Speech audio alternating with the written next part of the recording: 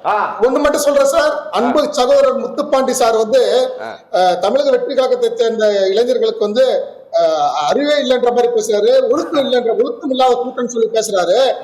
நண்பா, உங்களுக்கு ஒண்ணு மட்டும் சொல்லிக்கிறேன், ஒழுக்கத்தை பத்தி நாம் தமிழர் கட்சியினர் பேசுறீங்க பாரு, அது பெண் விடுதலை பத்தியும் ஒழுக்கத்தை பத்தியும் ஊரே சிரிச்சது உங்க கதையை பார்த்து. ஒழுக்கத்தை பத்தி பெண் விடுதலை பத்தி தாவேகா பேசினா எல்லாரும் சிரிப்பாங்க. உச்சநீதிமன்ற நடிகரோட கல்யாணத்துக்கு ஒரு குறிப்பிட்ட நடிகரோட தனி விமானத்துல போயிட்டு என்ன பத்தி என்ன நியாயம்? உங்க தலைவர்களுக்கு போய் சொல்லிக் கொடுங்க சார் ஒழுக்கத்தை, உங்க தலைவர்களுக்கு போய் சொல்லிக் கொடுங்க. ஒண்ணு எல்லாம் போயிடுச்சு சார். பாரதி, எனக்கு நீ ஒரு டைம் சார் வரேன் உங்ககிட்ட. நீங்க குற்றமற்றவர் நிரூபிக்கப்படல, காம்ப்ரமைஸ் ஆகி போயிருக்கீங்க. மக்கள் பார்த்துட்டு இருக்காங்க, செய்தி மக்கள் படிக்கிறாங்க. பொய் சொல்லி நான் வரேன் உங்ககிட்ட. சார் சொல்லுங்க சார், முத்துப்பாண்டி சார். அதாவது நான் வந்து ஒழுக்கத்தை பத்தினா நான் அவங்க மரத்துல ஏறுறது கப்பல ஏறுறது அதான் சொன்னேன். அதெல்லாம் ஒழுக்கம்னு அவர் ஒத்துக்கிறாரான்னு கேக்குறேன். எனக்கு தெரியல, அதான் கேக்குறேன். எது ஒழுக்கம்னு நான் எனக்கு தெரியல. நான் சரி, நாம் தமிழர் கட்சியில அகவணக்கம் ஒரே விஷயம் சார், நான் சொல்லுவேன், புதுசா மக்கள் மத்தியில சுவாரஸ்யத்திற்காக கட்டுக்கதையை அவிழ்த்து விட்டு இன்னைக்கு மானூர்கா வரைக்கும் வரதா ஒழுக்கன்றீங்களா?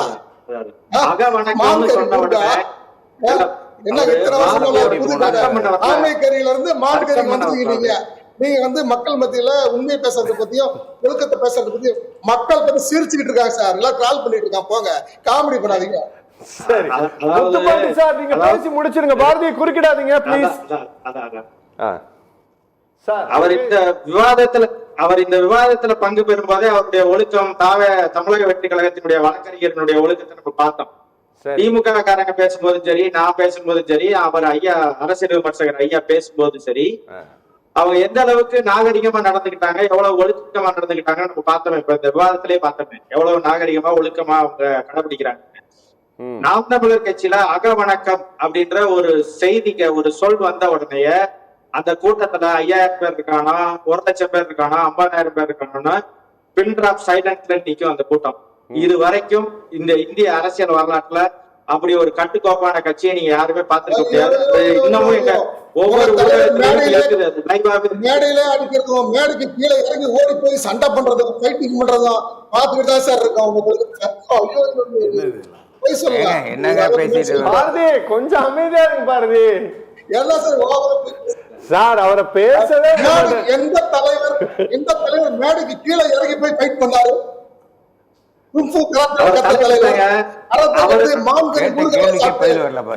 தலைவர் என்ன பேசுறீங்க? பாரதி கொஞ்சம் பொறுமையா இருங்க சார். முத்துப்பாண்டி சார் நீங்க சொல்லி முடிச்சிருங்க. அதாவது அவங்க வாட்ஸ்அப்ல வர செய்திகளையும் சிறிதா வருகிற மீம்ஸையும் பார்த்துக்கிட்டு குறுக்கிடாதீங்க, பாரதி குறுக்கிடாதீங்க ப்ளீஸ், குறுக்கிடாதீங்க சார். நீங்க பேசி முடிச்சலாம் சார். பாரதி குறுக்கிடாதீங்க, பாரதி குறுக்கிடாதீங்க சார். நீங்க சொல்லி முடிச்சிருங்க சார். இல்ல தமிழக வெற்றி கழகத்தினுடைய செயல்பாட்டுக்காகத்தான் எங்கேயும் அனுமதி மறுக்கிறாங்க. அவங்க நீதிமன்றத்துக்கு போனாலும் அனுமதி கிடைக்காது. நீதிமன்றத்துல போனா இவங்களுக்கெல்லாம் அவங்க பதில் சொல்லணும். இப்ப பாருங்க, அனுமதி மறுக்கிறாங்க, இவங்களால நீதிமன்றத்துக்கு போய் அவங்களால அனுமதி வாங்க முடியல. பாருங்க, இப்ப புதுச்சேரியில அனுமதி மறுக்கிறாங்க, பக்கத்துல உள்ள மாநிலம். இங்க நீங்க சொல்லும் போது கூட திமுக வந்து எங்களுக்கு அனுமதி மறுக்குதுன்னு அவங்க குற்றச்சாட்டு வைக்கணும். திமுக எங்களை பார்த்து பயப்படுதுன்னு. புதுச்சேரியில என்ன சொல்லுவீங்க? புதுச்சேரியில அவங்க கட்சி இல்லையே, அவங்க பாஜக ஆளுது என்ஆர் காங்கிரஸ் ஆளுறாங்க. அவங்க வந்து அனுமதி மறுக்கிறாங்க. காரணம் என்னன்னா, இங்க வந்தீங்கன்னா நீங்க அதே போல அந்த செய்வீங்க, ஒழுங்கினமா நடந்துக்கிறீங்க, ஒரு நாகரிகமா நடந்துக்கிற மாட்டீங்க அப்படின்றதுனால அவங்க அனுமதி மறுக்கிறாங்க. அவங்க காரணம் சொல்றதே அதுதான் சொல்றாங்க.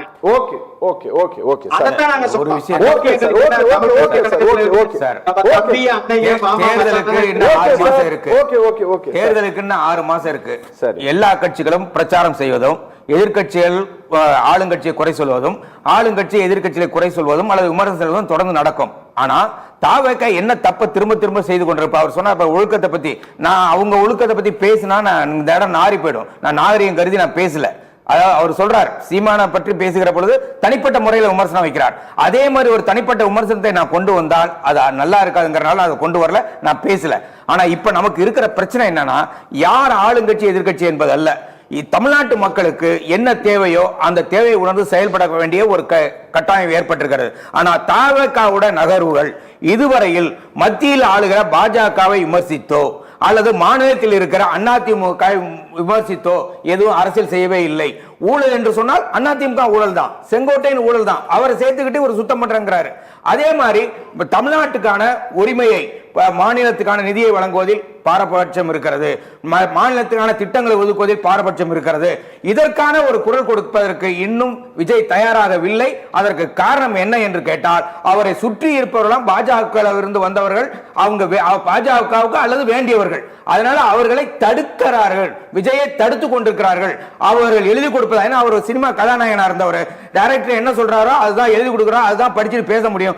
அதே மாதிரி அரசியல்வாதியாக இருந்து கொண்டு யாரோ எழுதி கொடுப்பதை விஜய் படித்துக் கொண்டிருக்கிறார். அவர் நடிகர் என்ற வேலையை விட்டுவிட்டு அரசியல்வாதி என்ற முழு நேர வேலைக்கு அவர் வர வேண்டும். ஓகே பாரதி, ஏதோ சொல்லணுமா? நான் நிகழ்ச்சி முடிக்கிறேன் பாரதி. ஆமா நிச்சயமா சார். சார் சொல்றாரு, என்ன வந்து எழுதி கொடுத்து படிக்கிறாரு, எழுதி கொடுத்து அவர் எவ்வளவு எத்தனை கருத்து உங்களுக்கு எவ்வளவு மக்களுக்கு கொண்டு சேர்ந்து எத்தனை இளைஞர்களை பாரதி, உங்க மைக்க கொஞ்சம் பக்கமா வச்சுட்டு பேசுங்க பாரதி. சார் கேக்குதுங்களா? கேக்குது, சொல்லுங்க சார். நிறைவா சொல்லுறேன் சார். தமிழகத்தை பொறுத்த வரைக்கும் மக்கள் வந்து வாக்களித்து ஏமாந்து விட்டோமோ என்று. சார் கேக்குதுங்களா? கேக்குது பாரதி, சொல்லி முடிங்க. தமிழகத்தை பொறுத்த வரைக்கும் மக்கள் வந்து நம்ம ஏமாந்து விட்டோமோ, வாக்களித்து ஏமாந்து விட்டோமோ என்ற மனநிலைக்கு வந்து விட்டார்கள்.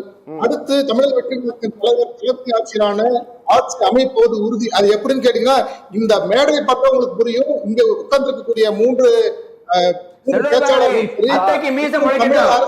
தமிழக அரசு 6 மாசம் தான் இருக்கு, அதுக்குள்ள அத்தைக்கு மீச முளைச்சு அவங்க சித்தப்பா ஆகிட்டு நம்ம கூப்பிடலாம். பிரதான கட்சிகள் அனைவருமே தமிழக வெற்றி கழகத்தை நோக்கிதான் தங்களுடைய